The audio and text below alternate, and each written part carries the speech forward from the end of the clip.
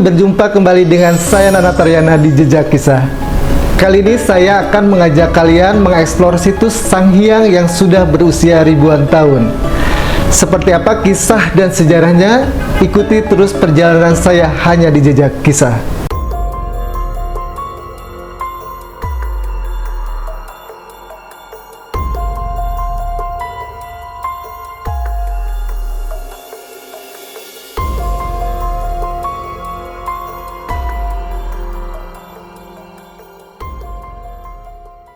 Kali ini saya berada di Kuningan, tepatnya di desa Segarahyang ya. Kita akan coba eksplor situs Sanghyang Segarahyang di Kuningan ini. Dulu sempat kita eksplor malam hari. Nah, kali ini saya akan coba liput situs ini di siang hari.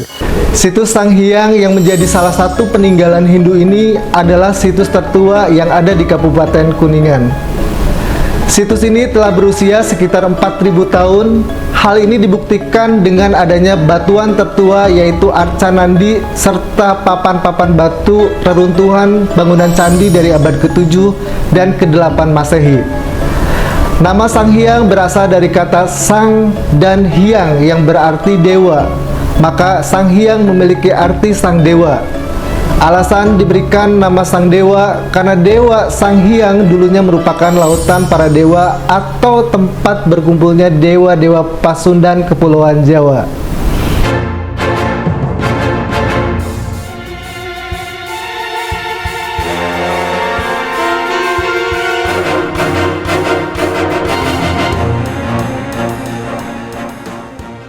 Ini ada berapa tangga, Kang? 100 tangga? 100 tangga. Untuk orang yang kelelahan dia sambil zikir kan. Iya, betul. Ini nggak capek satu tangganya, dapat satu sekali la ilaha illallah. Jadi sebenarnya ada filosofinya ya.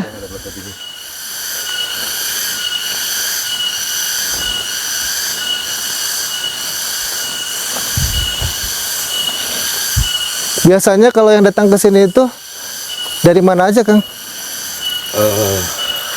Dari mana-mana sih, cuman mayoritas ya anak sekolah, lingkup sekolah, ada juga anak mahasiswa, ada juga tokoh-tokoh budaya, ada juga yang berkaitan dengan tempat-tempat leluhurnya atau situs-situsnya, terutama di Jawa Barat. Nah, paling jauh dari mana, Kang? Di luar negeri ada. Oh, ada? Ada. Oh. Ada dari Kamboja, ada dari Malaysia, ada dari Amerika, ada di Belanda.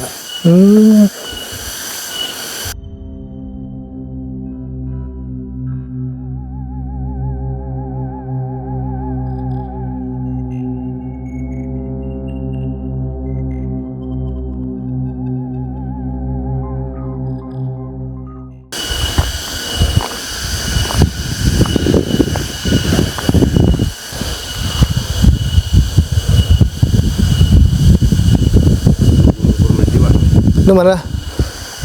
Ini? Ya, oh. Gunung Purnajiwa. Ini ya? Ya. Ada situs juga? Ada situs. Itu untuk belajar menyempurnakan diva. Oh, ya. Tapi jarang orang datang? Itu kan hutan larangan. Oh, oke.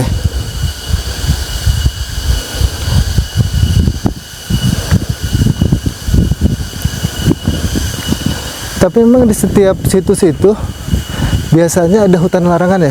Ada. Kayak di Sanghyang Maja, Telaga Sanghyang. Iya. Itu kan di sebelah sananya hutan larangan ya?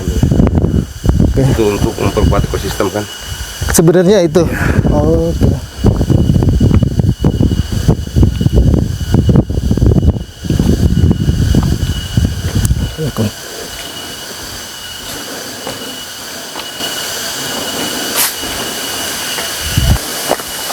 Assalamualaikum.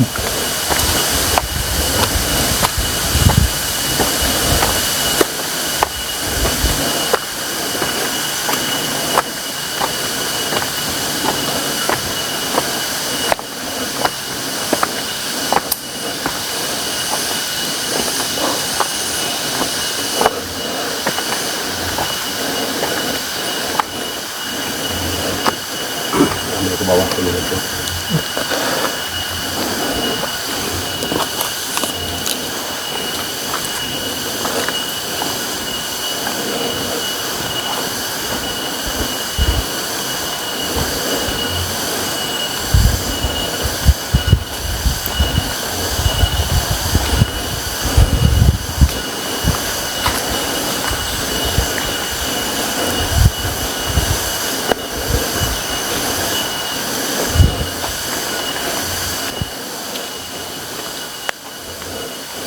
Kalau ini pohon apa, Kang?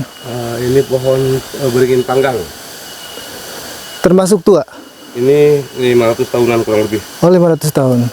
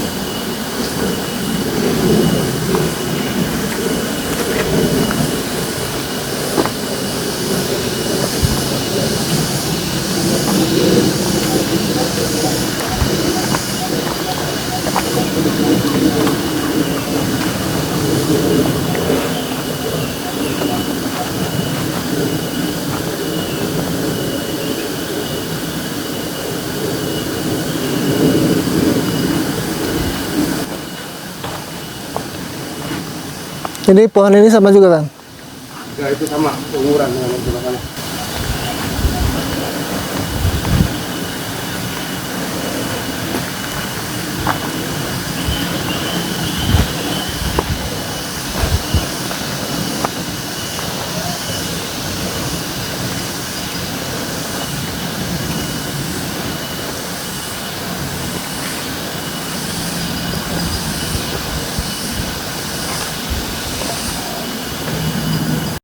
Ini hamparan batu dolmen sebenarnya. Dolmen yang sebelah sini itu lingga yoni. Lingga yoni itu lambang laki-laki dan perempuan atau lambang kesuburan dan kemakmuran. Tapi batu lingga dengan batu yoni itu beda umurnya. Jadi duluan batu lingga. Soalnya lingga itu untuk menghitung tahun, tanggal dan bulan dulu. Nah, ketika batu lingga itu diperkirakan 2000 tahun sebelum Masehi, kalau Yoni 500 tahun sebelum Masehi. 500 tahun sebelum Masehi. Kalau lingganya 2000 tahun sebelum Masehi. Tapi ketika mungkin dulu ada satu pertemuan dari Dara Sanghyang dengan Dara Sanghyang dan menjadi satu raja atau satu pemimpin, itulah persatuan antara ketemunya laki-laki dan perempuan. Makanya lambangnya lambang laki-laki dan perempuan. Dan ketika di era kerajaan tersebut menjadi kerajaan yang subur dan makmur, maka dijadikanlah lambang kesuburan dan kemakmuran.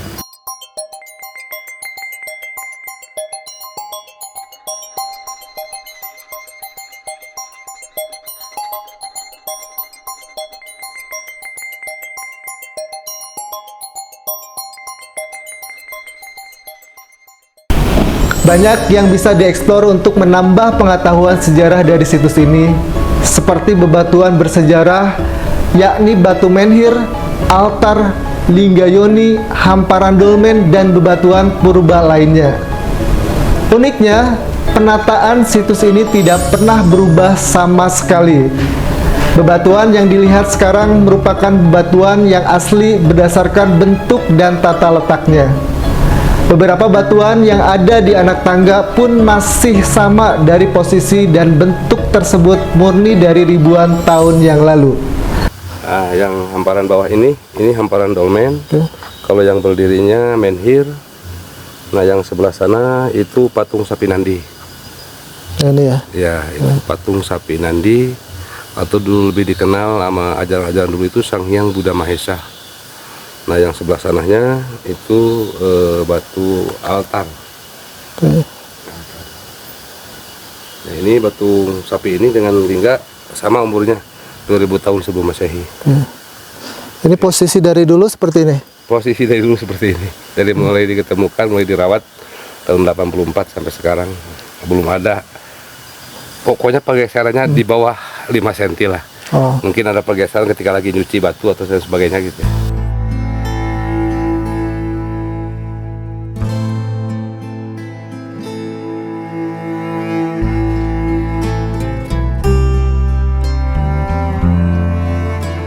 Ini sebenarnya sih bukan berdiri ya. Ini aturannya masuk ke dalam.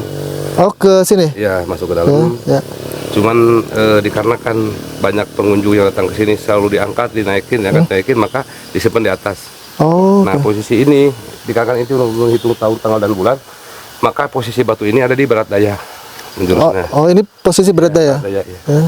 Barat daya. Sama sejajar dengan batu sapi ini nih. Ini Oke. menghadap juga menghadap ke timur laut ke barat daya.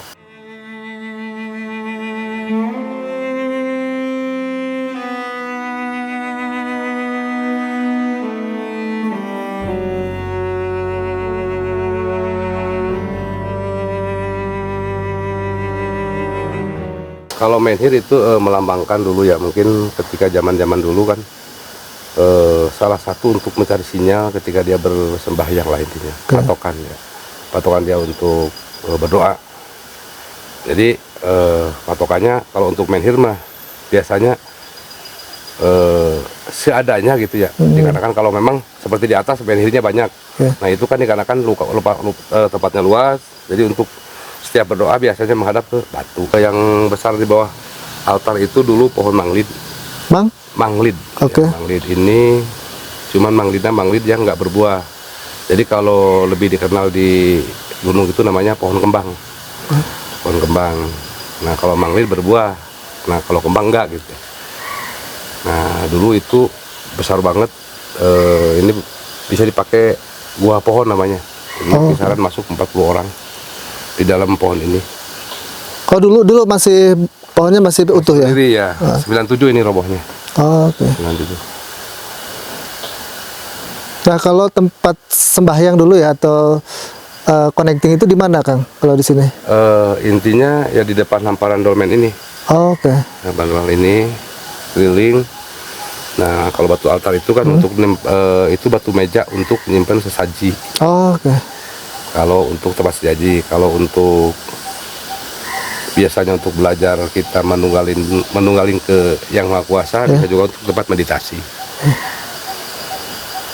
Nah, kalau orang berkunjung ke sini biasanya lebih banyak siang atau malam, Kang? Kebanyakan siang sih. Siang ya? Siang. Ya. Kecuali yang dari jauh, ya pasti sampai sini malam, ya mau tidak mau pasti diantar. Iya. Diantar. Oke, berarti yang paling tua ini adalah Safir Nandi ya? Tapi nanti Kalau yang menhir sama? kalau menhir biasanya menurut perjalanan situs ya. Oh. Situs. Jadi menhir itu macam-macam. Kalau situsnya itu di peninggalan 500 tahun, ada juga ngikut ke 500 tahun. Kalau situsnya itu di era kerajaannya lebih tua, ya tua lagi gitu. Kalau untuk sejenis menhir. Nah, mungkin Akang tahu terkait dengan, kan kalau zaman, berarti ini masuk ke zaman Megalitikum atau Ya, megalitik pertama dulu kecil. Megalitikum ya? Iya, megalitik. Nah, itu batu-batu ini dari mana asalnya, Kang? Mungkin teridentifikasi atau memang langsung dari sini? Sebenarnya sih untuk mengenali hal batu bukan bagian saya. Oh, bukan ya? Oh, siap. Cuman sedikit mungkin. Siap. Kan yang namanya untuk penelitian batu itu khusus orang arkeologi gitu. Ya. Arkeologi. Cuman kalau kita ngitung dari kandungan silika dari batu ini, nah batu bisa diambil dari mana saja. Nah, cuman dengan unsur konsep batu yang bagus. Nah, cuman batu ini nggak asal langsung diambil dan langsung dipasang. Biasanya kalau orang-orang tua terdahulu ini suka direndam dulu di kawah gunung-gunung Merapi. Makanya kandungan silikanya lebih tinggi gitu.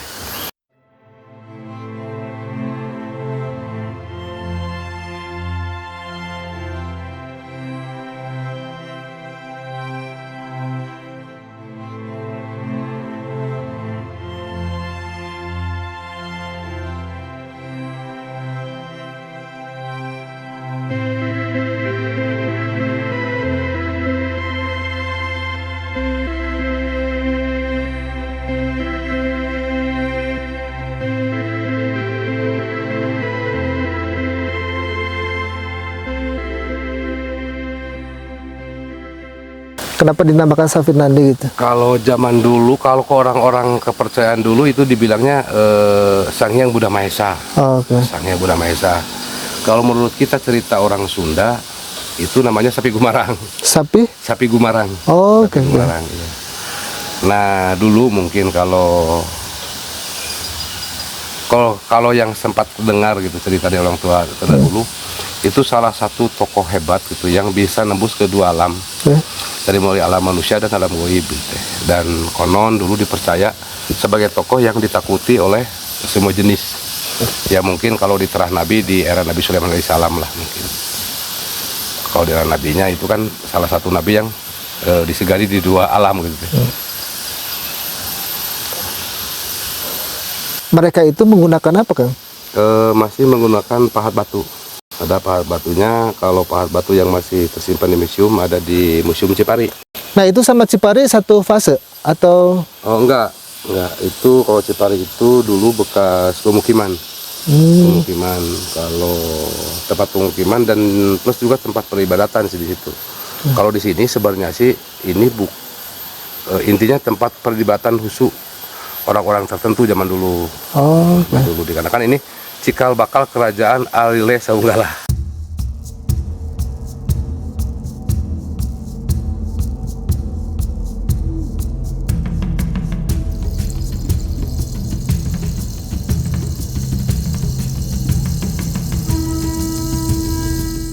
nah di sini ada pohon apa aja, Kang? Kalau pohon yang sebelah sini yang besar namanya pohon saninten, itu simbol kita sebagai orang Sunda ketika kita masuk ke tempat luhur harus ada istilah kata saninten buah saninten rag-ragnya di parapatan hapunten aduh hapunten bila ada kelepatan. Nah itu salah satu ucapan sebagai orang Sunda mau masuk ke tempat luhur. Nah kalau yang ini generasi ketiga. Yang ini? Ya generasi ketiga ini namanya Kalapaciung.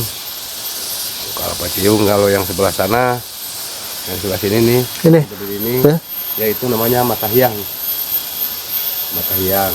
Nah kalau yang ini yang kecil-kecil ini Kamuning. Kamuning. Kalau yang ini si Jangkar namanya. Si Jangkar. Nah kalau yang ini Manglid juga nih. Yang ininya perpaduan pohon ini 4 pohon yang gede ini. Itu pohon bunut, pohon kalodas, pohon beringin,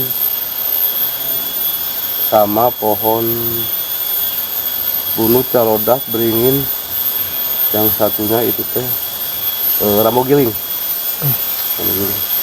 Kalau untuk hal pohonnya sebenarnya sih ya, kalau di keramat atau di tempat leluhur, kenapa di tempat leluhur itu banyak jenis-jenis pohon? Nah sebenarnya sih pohon itu anakan pohonnya buat disebarin, disebarin ke setiap sungai atau mata air. Nah kalau di sungai dan mata air biasanya hanyalah 3 atau 4 jenis. Nah itu pun nggak sama. Kalau andai kan di mata air A nanam pohon purbanya pohon benda. Nah ntar pengikutnya ada pohon hulu pingku, ada hulu piit, ada hulu jeruk, gitu ya, ada mara, gitu ya. Nah di mata air yang kedua andai kan pohon purbanya itu beringin. Nah ntar yang lainnya ngikutin lagi gitu teh.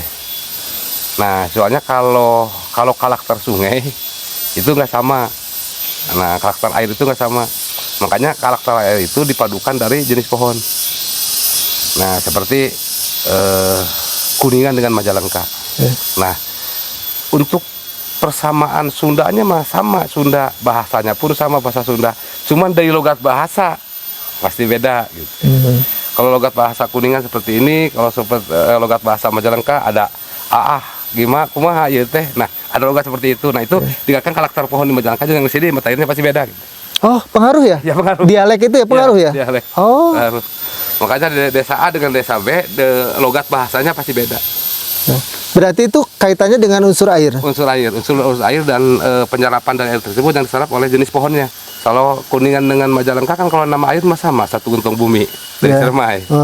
Dari gentong bumi Ciremai. Cuman ketika dari gentong bumi itu dikeluarkan ke mata air, nah di titik mata air tersebut yang pohonnya beda gitu. Makanya karakter logat bahasanya pasti beda. Logat bahasanya gitu.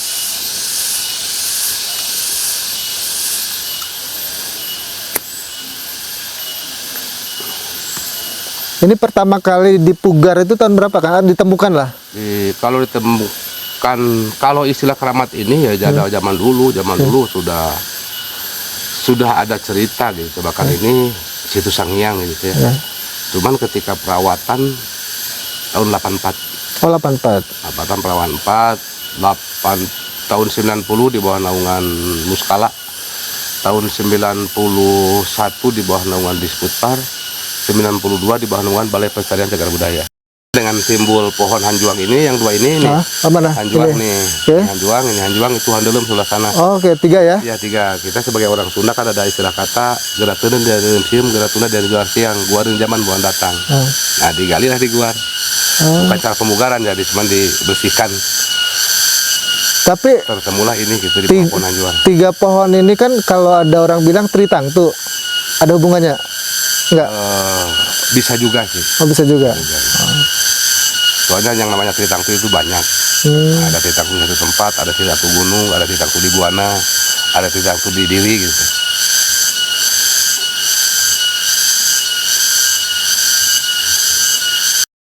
Kang, kalau misalnya orang datang ke sini, bisa kapan aja? Setiap hari juga ada. Setiap hari? Boleh ya berarti ya? Boleh. Ya terkecuali ya menjelang Kamis sore ke Jumat Kliwon. Oh, oke. Bukan nggak boleh ke tempat luhur Jumat Kliwon itu untuk waktunya kita berdoa, ngasih doa kepada orang tua yang sudah meninggal, nenek kakek di rumah baca Yasin gitu. Masa malam Jumat Kliwon kita datang ke Wat Keramat gitu. Ini luasnya berapa hektar Kang kalau di sini? Lokasi situs mah 3 hektar. Oh, 3 hektar. Kalau total sampai bawah 7 hektar. Oh, Kurang sedikit 6 hektar koma. Semuanya 7 dulunya cuman habis. kalau batu-batu ini juga masih bagian? Masih bagian. Sekarang kan belum ada pemugaran kan. Oh, jadi sebenarnya kalau ini dipugar? Belum. Ya bisa aja entah bentuk bangunan apa gitu. Oh, Soalnya iya. kan masih banyak nih. Kenapa? Kalau ada jenis pemugaran. Nah ini. Ini kan. Oh. Ini arsapak. Oh, Yang kena sapu. oh iya ya.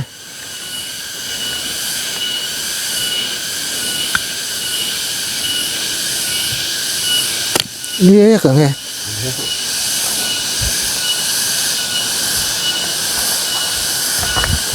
Kayak tembikar ya?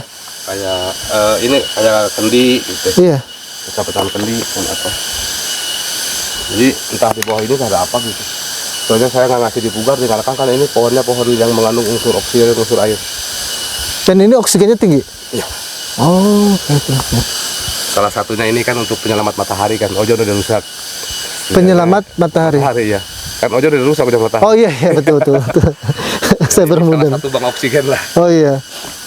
Iya, kerasa ini apa ya, cus gitu ya. Kalau saya biasa di Jakarta kan menghirup ini polusi.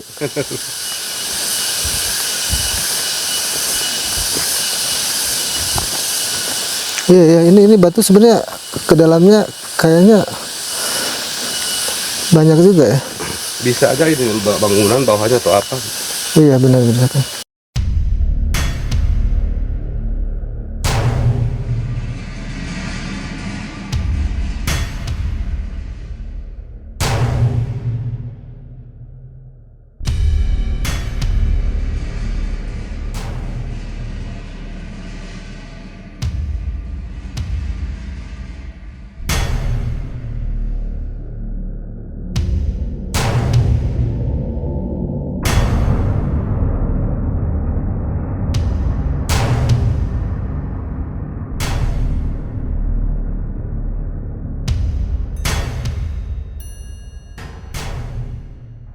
Cukup sekian ya liputan kali ini di situs Sanghyang di Desa Sagarahyang, Kecamatan Dharma, Kabupaten Kuningan.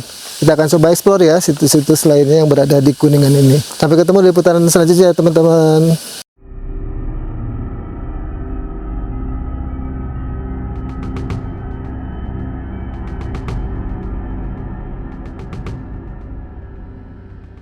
Itu dia penelusuran saya mengulik situs Sanghyang di Desa Sagarahyang, Kabupaten Kuningan, Jawa Barat.